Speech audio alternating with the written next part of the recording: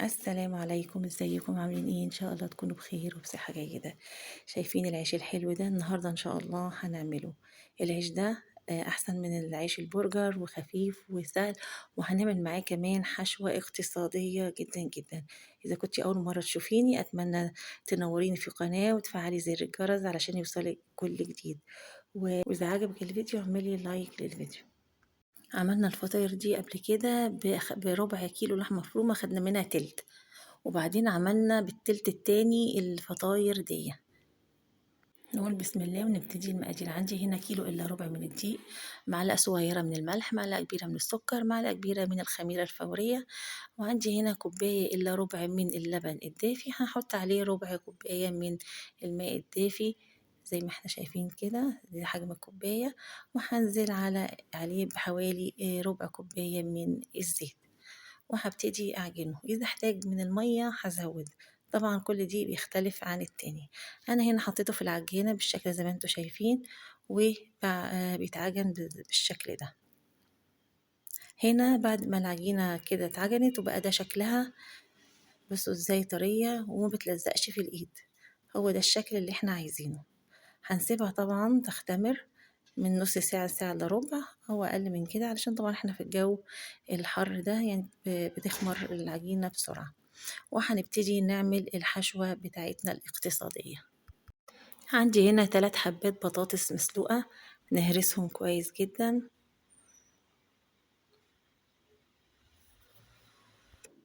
بعد ما هرسناها هنحط عليها بقى التلت من اللي احنا كنا سايبينه من اللحمة المفرومة المعصجة قبل كده. هنحط ملح وفلفل اسود، توم باودر، بصل باودر، واورجانو، وماجي، معلقة ماجي لحم.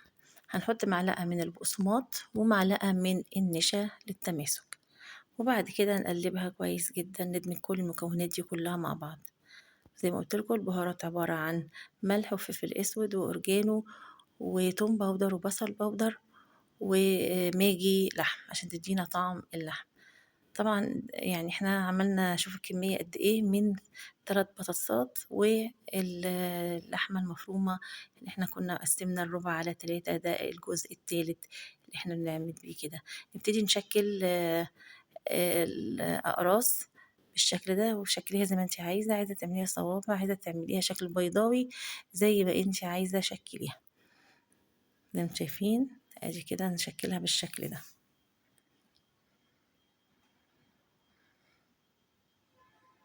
شوفوا متماسكة جدا جدا جدا زي ما انتم شايفين بالشكل، يعني هي ان شاء الله لما هاجي نقليها هتلاقيها كويسة جدا، مش هتفك معاكي ولا اي حاجة. ادي كده ده شكلها. انا هنا خلصتهم كلهم عشان الوقت، ويلا بينا نعمل الكفر بتاعهم، هنشوف هنعمله ازاي. الكفر كمان عاملينه بطريقة هتديله طعم حلو جدا. عندي هنا شوية من الدقيق، وعندي بيضة عليها ملح وفلفل اسود، نقلبهم كويس. وعندي هنا البقسماط حط عليه معلقة من السمسم ومعلقة من حبة البركة. بصراحة السمسم وحبة البركة فرقوا كتير في الطعم. الكفر ده عطى طعم حلو جدا للأقراص بتاعة البطاطس باللحمة. تمام، هبتدي بقى هنا طبعا بالطريقة العادية، هنحط أقراص البطاطس في الدقيق، وبعدين نحطها في البيض، وبعدين بعد كده هننزل بيها في البقسماط اللي عليه سمسم وحبة البركة بالشكل ده، نغلفها كده. طبعا كلنا عارفين الطريقة دي.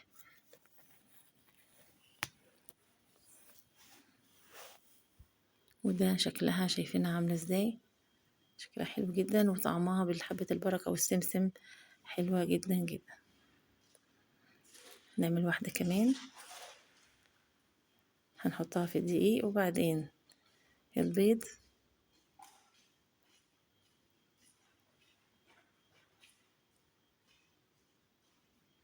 وبعدين نحطها في البقسماط. تمام، انا بقى هخلي بنتي تكمل بقية ال الأقراص دي، وانا ابتدي اعمل في العيش عشان الوقت.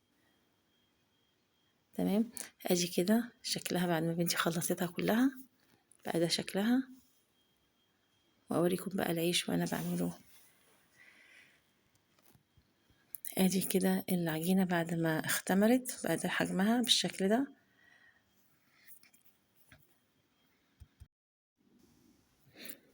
اجيب البورد وانزل عليه العجينة علشان ابتدي اعمل منها كور رغيف العيش. شوف العجينة سلسة جدا وطرية وفي نفس الوقت مش بتلزق في الايد. انا هنا عملت الكرة في حدود 60 جرام بالشكل ده. تمام. هبتدي اكورهم كلهم بالشكل ده.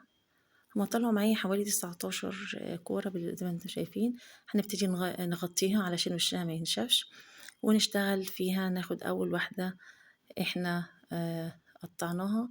هبتدي اخد اول واحدة واحطها على البورد وابتدي افردها بشكل دائري. انا مش عايزة افردها قوي، انا عايزة برضو سمكها يكون كويس ونسويها بالشكل ده. وادي شوفوا السمك بتاعها، هو ده السمك الكويس اللي احنا عايزينه اللي احنا هنعمل بيه العيش ده. ونحط بعد كده في الصينية. طبعا السمك ده حلو جدا، حتى لو قطعناه وعملنا البرجر هيبقى حلو جدا، مش ان هو عالي زي اللي كنا بنعمله الكايزر. شايفين السمك بالشكل ده. وفي نفس الوقت برضو نفس شكل يعني ممكن ينفع كتوست، عيش التوست بديل لعيش التوست. هنا برضو بعمل الشكل البيضاوي ده كده، الشكل البيضاوي. ممكن تعملي كلهم بيضاويين او كلهم مدورين حسب رغبتك. ناخد واحدة كمان الشكل البيضاوي. سهل جدا مفيهوش اي حاجة. ادي الشكل اهو. ادي كده شكلهم بعد ما خلصتهم. ده الشكل البيضاوي وده الشكل الدائري. هجيب بقى هنا زيت، لو عندي يستحسن يكون عندك زيت زيتون. هبتدي ابل صبعي بالزيت بالشكل ده وابتدي اعمل خرام في عجين العيش.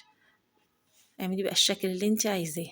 اعملي شكل عشوائي، عايزه تعملي برسمه معينه زي ما انت عايزه. اعملي الاخرام بتاعه العيش زي ما احنا شايفين كده. كل مره تبلي صبعك بالزيت وتعملي الاخرام، وفي الاخر دهني وش العيش الرغيف العيش بالزيت بالشكل ده. دهني وشهم كده كلهم بالزيت. ادي خلصنا اول واحد. ناخد البيضاوي. اعتقد ان الصوره موضحه نفسها.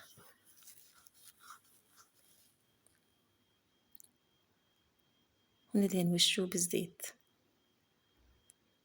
خلاص بعد كده نخبزهم على درجة 180 درجة في الرف الأعلى. ده بالنسبة لي. هنا أعمل أنا الحشوة اللي هي هتكون بطانة عبارة عن جزر مبشور وفلفل رومي متقطع ومع واحدة جبنة مثلثات وده مايونيز. نقلبهم كويس جدا.